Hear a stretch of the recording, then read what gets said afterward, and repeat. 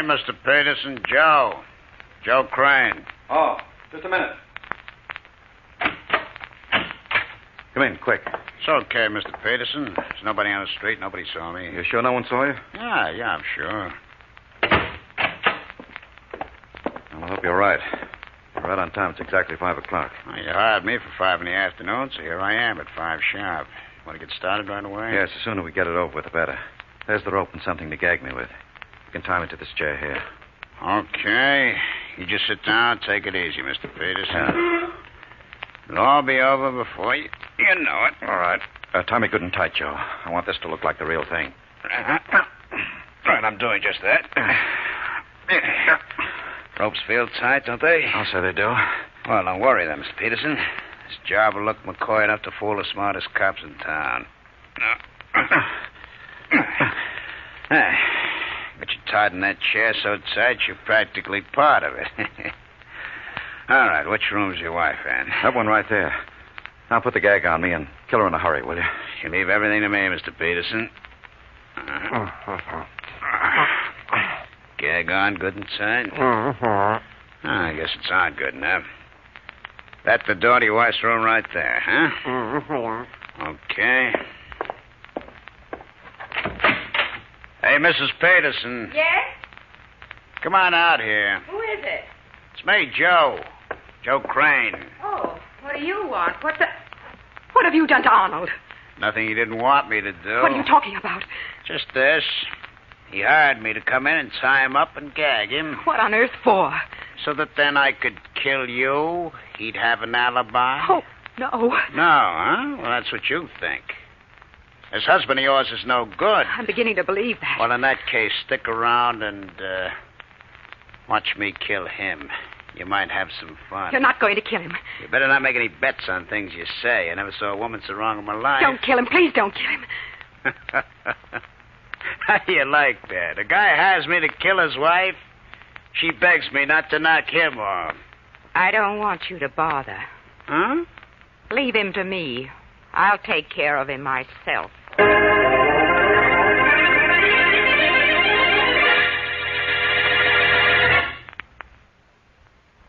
And now meet Dick Calmer as Boston Blackie. Enemy to those who make him an enemy. Friend to those who have no friend.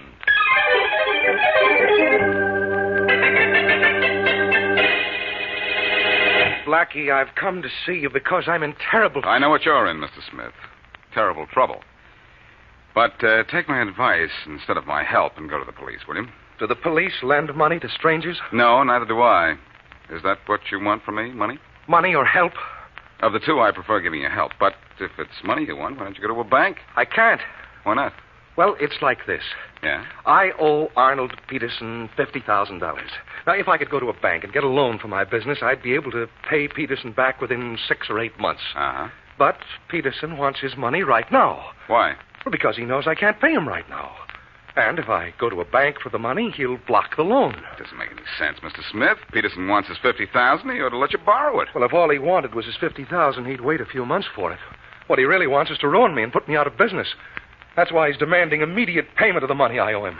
That's why he'll block any loan I try to get from a bank or a finance company. Well, what do you want me to do about it? Well, either lend me the money or try to persuade Peterson to give me time.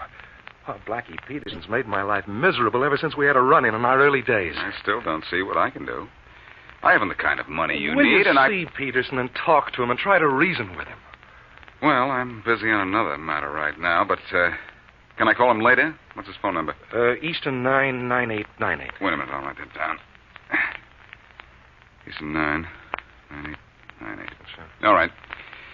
I'll call him in an hour or so and then get in touch with you by phone and let you know what happened. Will you be home? Yes, and I have a phone, and I'll be waiting for your call. Goodbye. All right, Smith. Goodbye, and be a good boy.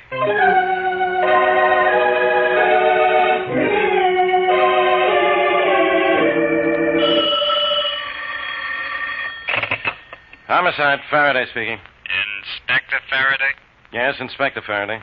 Inspector, this is a friend. Well, what do you want, friend? Nothing at all.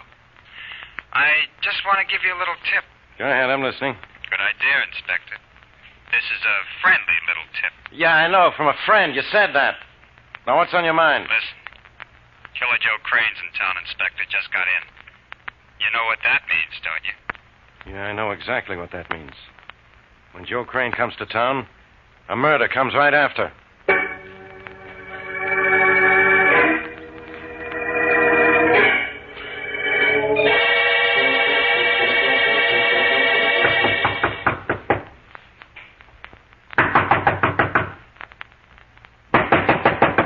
Hello, isn't anybody at... Well, Arnold Peterson, if you want something to see... You don't mind a visit from your old friend Bill Smith, do you, Arnold? I can't understand what you're saying. Not a word behind that gag. Here, wait a minute. I'll take it off. What happened here, Arnold? This house is a mess, and where's your wife? There. You feel good with the gag off? Hey, thanks a lot, Bill. You want to know where my wife is? Yes. That double-crosser female ran off and left me. Well, and tied you up first? No, she had help in that department. Untie me, will you, Bill? Why, sure. I'm sure glad you came along. Might have sat in this chair till I starved to death. Well, that would be an unpleasant way to die, wouldn't it? Is there a way that's pleasant? Untie me, will you? I'm not sure I will, Arnold. I just got an idea. Hey, what are you talking about? Not what I came here to talk about. The money I owe you. I didn't expect to find you tied to a chair, the house in a mess, and Sally gone. Look, will you untie these ropes? No, Arnold, I won't. I've just had a wonderful idea. Know what this is, Arnold? Put that gun away, you fool. I will after I've used it on you. Don't, Bill. Don't be an idiot. Nobody ever gets away with murder. But I'm not a nobody, Arnold, and I've just had an idea. I'm going to get away with a perfect alibi. And I'm going to get that alibi from Boston Blackie.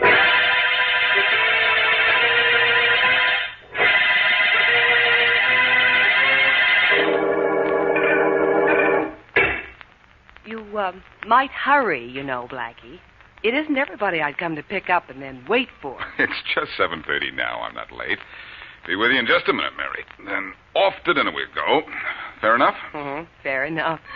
I think... Oh, all I know is that isn't the dinner bell. It's the phone, but it won't be a second. Uh-huh. Hello. Blackie? Yeah? This is Bill Smith. Hi, Bill. Say, I've been meaning to call you. I tried to reach your friend Arnold Peterson, but no one answers the phone at his place. Well, that's what I wanted to find out. I thought perhaps you'd gotten to him and had something encouraging to tell me that... Oh, just a minute. I'll be right there. What's the matter? Blackie, there's somebody at the door. Would you call me back in a minute or so? Well, sure. What's your number? Oakville 41561. Live in the suburbs, huh? Okay, Smith. Go answer your door. I'll call you right back.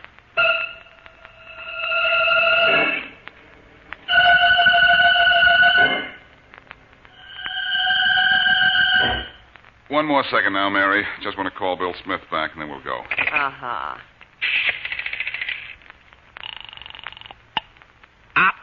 Operator, I want Oakville 41561, please. Oakville 41561. Just a minute, please.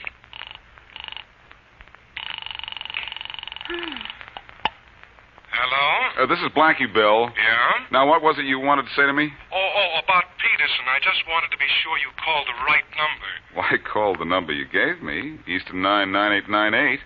I dialed it myself. That's the right number, all right. I can't understand why he doesn't answer. Neither can I. But I'll catch up with him later. Take it easy, Bill. When I promise to do a guy a favor, I do him a favor. You don't know what a favor you've done me already.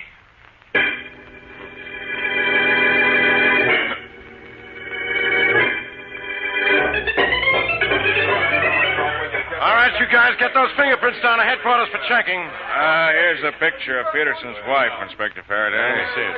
And I found some papers in the desk that show her name before she married him was Crain. Crain, huh, Matthews? Yeah. Well, that's a coincidence, isn't it? I got a tip that killer Joe Crain has come to town, and the husband of a Crain is found dead. Did you send out an alarm to pick up Crain and Peterson's wife?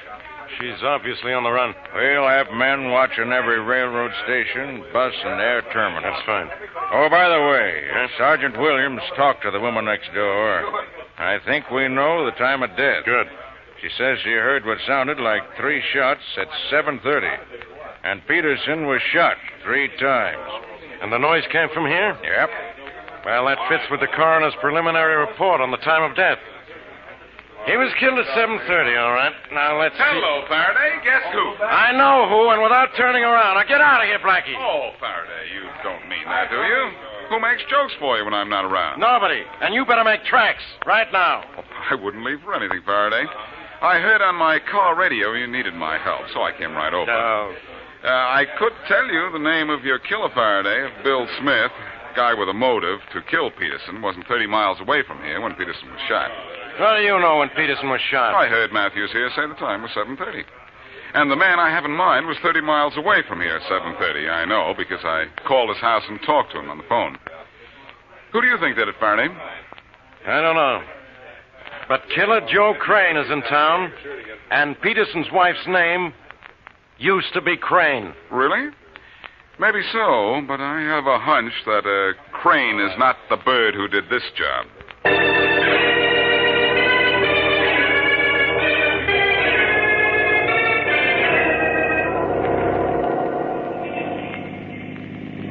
We've timed this just right, Sally. Yeah. This cab will get us to the station only a couple of minutes before train time. The station will be full of cops, won't it, Joe? Maybe, but we won't be there long enough for them to spot us. Sally, you did a nice job. You didn't do such a bad job yourself, Joe. No. I guess we couldn't have done better. Now, look. As soon as the cab drives up in front of the station, I'll pay the guy. We'll separate. Uh-huh. That should be about 3 minutes before train time. All right. You go right in, head for the gates. I'll wait outside until you're out of sight. Because it could be the cops know I'm with you and be looking for a man and a woman together. Oh, we're coming to the station. I'm nervous, Joe. Oh, don't be. Now, look, you carry a small bag here. I'll bring the big one. You're going to get on the train, aren't you? Oh, sure. I'll meet you in the club car just after the train pulls out. Here, driver. It's all right. Keep it, Cherry. Yeah, thanks, Mac. Hurry up, Joe. It's all right, Sally. Still plenty of time. Train leaves on track 6. That's the gate just beyond the information booth. Yeah, I see. Now, remember, just walk through the station straight to the gate. I won't duck out on you. I'll be in the club car just as I said. All right, Joe. Good luck. Yeah, same to you, honey. Oh, Now, beat it. See you on the train. We can celebrate. be careful, Joe. Don't worry. I'll be okay. Just a minute, lady. Oh, say, what's the idea? Let go of my Police arm. department, lady. Wait, You're Mrs. Peterson, Jay. aren't you? Yes, but Joe, look out! It's the police. Oh, so he's with you, huh? Stop that man! Stop that man! Let go of me, Regan. Let go. Why do you want me? No reason to get excited about, Mrs. Peterson. Just a little matter of murder.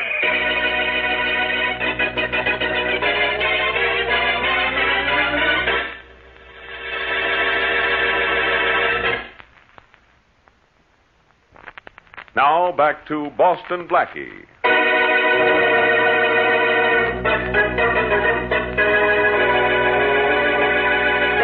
Arnold Peterson plots to have himself alibied by Joe Crain, whom he hired to kill his wife.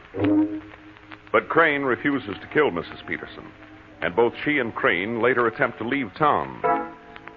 Bill Smith, in the meantime, finds the helpless husband and indicates he will kill him. Boston Blackie knows that Smith has a motive to kill the dead man, but he also knows that he made a phone call to Smith at his home 30 miles from the scene of the crime at almost the time of the murder. Mrs. Peterson is arrested, and as we return to our story, Blackie is searching for Joe Crain, believed to be the wife's accomplice. Hey, Tiny. Can a guy get something to eat in this dive of yours? Well. Every damn Boston's Blackie. The uptown guy with the lowdown on every bad guy in the world. The lowdown on you is you've been a pretty good boy since I cleared you of that murder rap 2 years ago. Oh, you was a good guy to help me beat that Blackie. But I was innocent, and you always help guys who are being framed. I sure tried, Tiny. Well, you done it. And I kept my promise, Blackie. I've been a good guy ever since. What you doing on the waterfront? Looking for trouble? No, I'm looking for Joe Crain. Looking for Crain in trouble is the same thing, Blackie. But you're going to tell me where I can find him, aren't you? You know, as a sort of a favor for me, for the favor I did for you. Oh. Sure, Blackie, sure. You're a good guy, and I'll help you out. Joe's got a room at the Front Street Hotel, number 10. Front Street Hotel, room number 10. Yeah. Well, thanks, Tiny, and here's a 10 for you. So long. Oh, thanks, Blackie. You're a good guy. Before you're too sure of that, you better find out if that 10 is good. Always making jokes, eh, Blackie? Hey, Pete. Pete. Oh, yeah, Tiny. Stop with that piano and come here. Yeah. What do you want, Tiny? You see that good-looking guy who was just in there? Yeah, it was Boston Blackie, wasn't it? Who's he looking for? Joe Crain. Huh? I told him Crain was at the Front Street Hotel. Uh-huh. Crain ain't there, of course. But you run up to Wilson's rooming house and tell Crain that he better duck, because Blackie's looking for him. Okay. And Pete. Yeah? Here's $10 for yourself. Oh, yeah. I can't take no money from a guy and then double-cross him. I promised Blackie I'd be honest.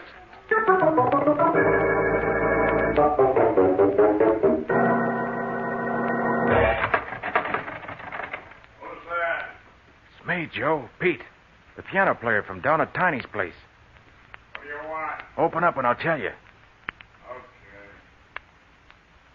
Okay. Come on in. What's up? Boston Blackie's looking for you, Joe. Tiny gave him a bum steer, but you better get another hideout just the same. Next place he goes is with me. Blackie! Quick, Pete, close the door. Wait, you're too late. I'm already in. And thanks for leading me here, Pete. I didn't think Tiny was telling me the truth. Pete, you dumb piano player, you. Now we can take care of this guy, Joe. He's too quick for a piano player. Pete!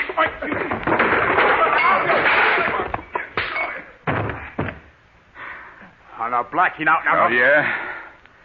Well, I'm glad I followed my hunches, Joe.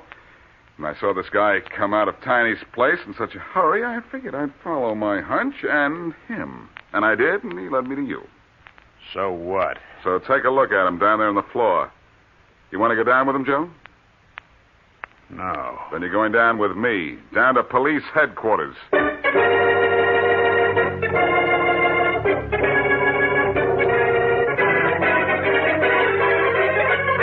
You killed him. What do you mean I killed Yes, I mean you did. Quiet! I forgot to tell you, Crain. Inspector Faraday likes quiet in his office. And you be quiet, too, Blackie. Inspector, is that the way to talk to me after I brought Joe Crain in for you?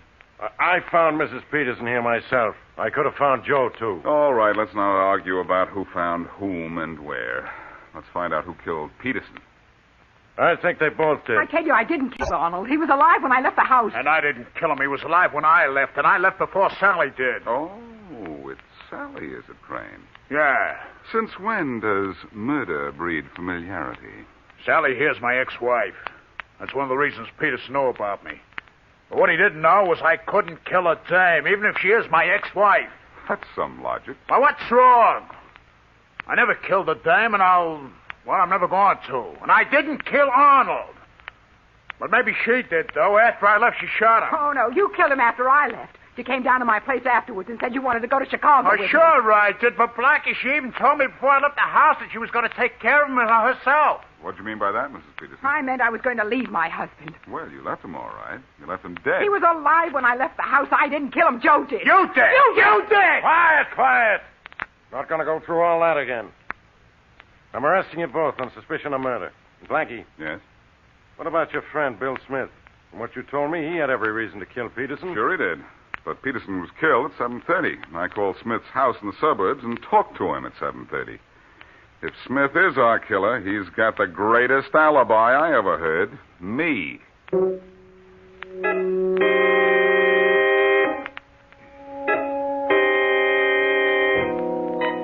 I'm not going to leave my apartment, Mary, until I get an answer to this thing. Oh? Just how long do you think you can stand it up here, Blackie? 1 or 2 years? The case does look just about that tough. Well, I don't know why. And I'm sure neither Joe Crain nor Mrs. Peterson killed Peterson. But if they didn't, I don't know who did, unless it was Smith. And he couldn't have done it. No, I'm sure I don't know anything, and I'm not going to try to figure it out either. My hair will be gray soon enough as it is. Come in. Oh.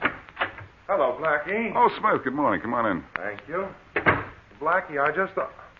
Oh, I didn't know you had company. I had a phone. This is Mary Wesley, Miss Wesley. Mr. Smith? Dear Miss How do you Wesley. do, Mr. Smith?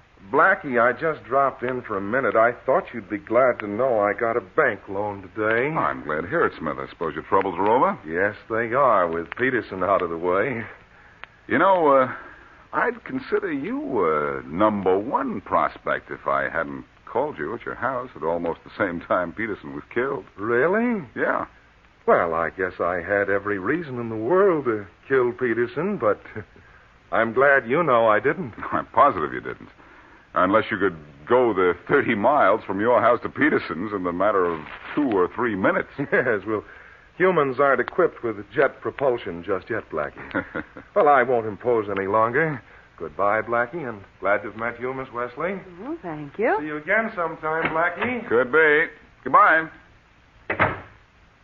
Blackie, there's something about that man I don't like. Something about this case I don't like. Of course, the fact you can't solve it. Mary, Smith is a perfect suspect. Oh? Oh, I'd like to figure out how he could be at home at 7:30 and still kill Peterson 30 miles away at that time. He was home, I know. I phoned him. I was here, remember? Oh, yes. Say. Blackie, I don't like the look on your face. And somebody's not going to like the idea that just popped into my mind. Mary, go to your apartment, then in an hour, dial the operator and ask her to ring my number. Oh, all right, but what for? Never mind. Call me crazy if you want to. But I'm going to break this case wide open when you call me on the phone.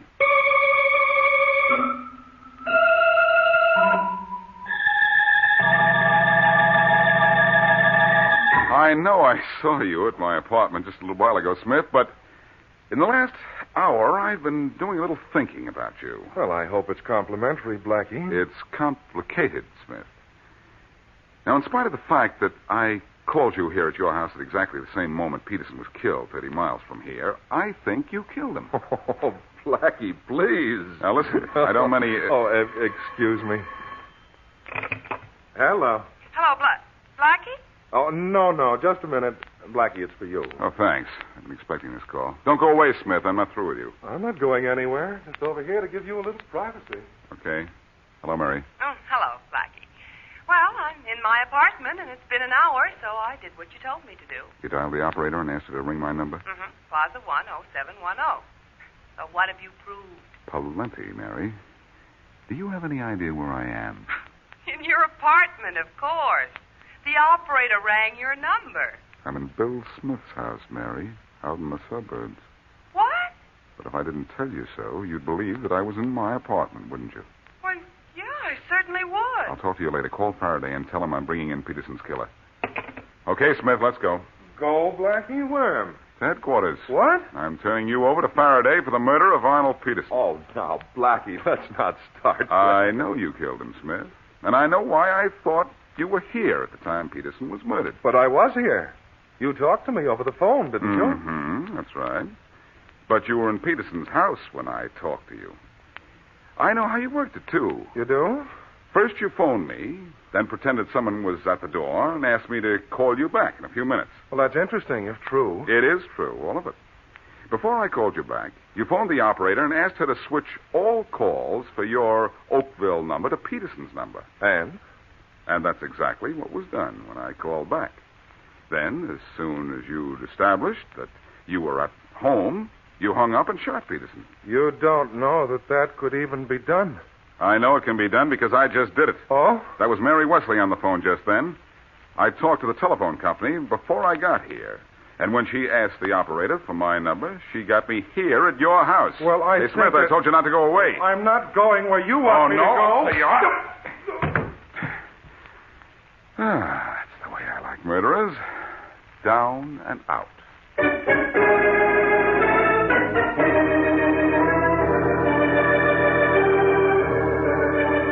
Blackie, before I go, I want to thank you for helping me. Oh, I wasn't necessarily helping you, Mrs. Peterson. I was just trying to find out who killed your husband. Incidentally, I'm waiting in Faraday's office to read a copy of Smith's confession. Don't you want to wait here with me? Well, yes. Well, the sooner I get out of here, the better. My ex-husband, Joe, has been sent back to Kansas. That's because he's wanted out there for the same kind of thing that we thought he was wanted for here. Well, I'm glad he didn't kill Arnold. I'm glad you could prove who did, even though Arnold always threatened to kill me. Did Mr. Smith really kill my husband? Yes, he made a complete confession, Mrs. Peterson, and the telephone company verified my theory that he had them switch all phone calls from his Oakville number to your number.